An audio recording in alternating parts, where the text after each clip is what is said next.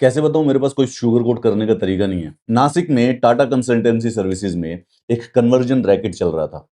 मुस्लिम team leaders जो थे वो हिंदू लड़कियों को कन्वर्जन के लिए मजबूर करते थे, उनको ह्यूमिलिएट करते थे और उनकी सेक्सुअल हरासमेंट करते थे।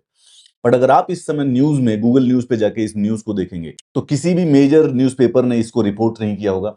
आपको सिर्फ और सिर्फ 2 या 3 लिंक मिलेंगे इस न्यूज को कवर करने के लिए। जो भी लोग कॉर्पोरेट में काम करते हैं उनको पता है कि जो एचआर है वो किसी काम का नहीं होता। ह्यूमन रिसोर्सेज सिर्फ और सिर्फ रंगोली बनाता है और उनको सीक्रेट सांता खेलना होता है।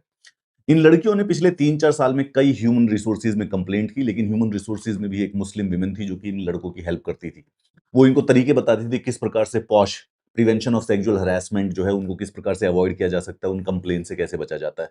इसी बात का फायदा उठा के आसिफ अंसारी, शाफी शेख, शाहरुख कुरैशी, रजा मेमन, तौसीफ अख्तर और दानिश शेख, ये जो टीसीएस में टीम लीडर थे, ये वहां की लड़कियों को हरास करते थे और उनको कन्वर्ट करने के लिए फोर्स करते थे। जब इसकी खबर पहुंची तो नासिक पुलिस ने 7 पुलिस लेडी कांस्टेबल्स को अंडर कवर बना के वहां पर एंट्री करवाई और उसके बाद उन्होंने आइडेंटिफाई किया कि किस प्रकार से स्कैम हो।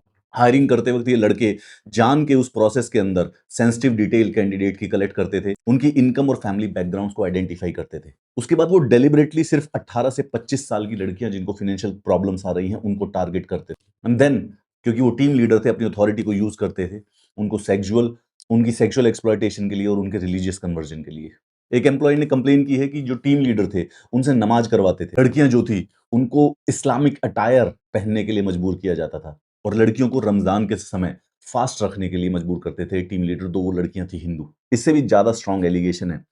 एक जो ये टीम लीडर थे, इन्होंने कुछ एम्प्लॉयज को बीफ खाने के लिए भी कोर्स किया था। इस टीसीएस आईटी फैसिलिटी के मेल और फीमेल दोनों के दोनों एम्प्लॉय कह रहे हैं कि ये लोग उनको कोऑर्डिनेटेडली, रिपीटेडली हिंदू भगवानों को मॉक करते थे। वैसे तो किसी भी कंपनी का कोई एचआर है वो किसी काम का नहीं होता है। एचआर बनाया गया था एम्प्लॉयज को प्रोटेक्ट करने के लिए, लेकिन वो सिर्फ और सिर्फ मैनेजमेंट की चाटने के लिए रखा जाता है। लेकिन उसके बावजूद यहाँ पे इतनी सीरियस एलिगेशंस के बावजूद भी जब कोई लड़की पॉश कंप्लेंट करने जाती थी तो एचआर ही कह देती थी कि अरे ये सब कुछ कॉमन होता है एमएनसी में, इतना इनको ज्यादा सीरियसली लेने की कोई जरूरत नहीं है। एचआर रिफ्यूज कर देता था कोई भी एक्शन लेने के लिए।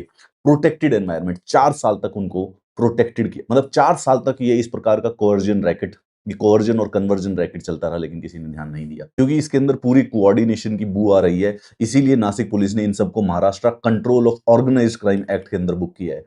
टीसीएस ने ना तो इसके ऊपर अभी तक कोई स्टेटमेंट इशू की है, ना ही इसको मेजर न्यूज कवर कर रहे हैं। अगर आप इस समय गूगल न्यूज में सर्च करोगे तो मुश्किल से 2-3 छोटे पब्लिकेशंस के लिंक्स आपको मिलेंगे।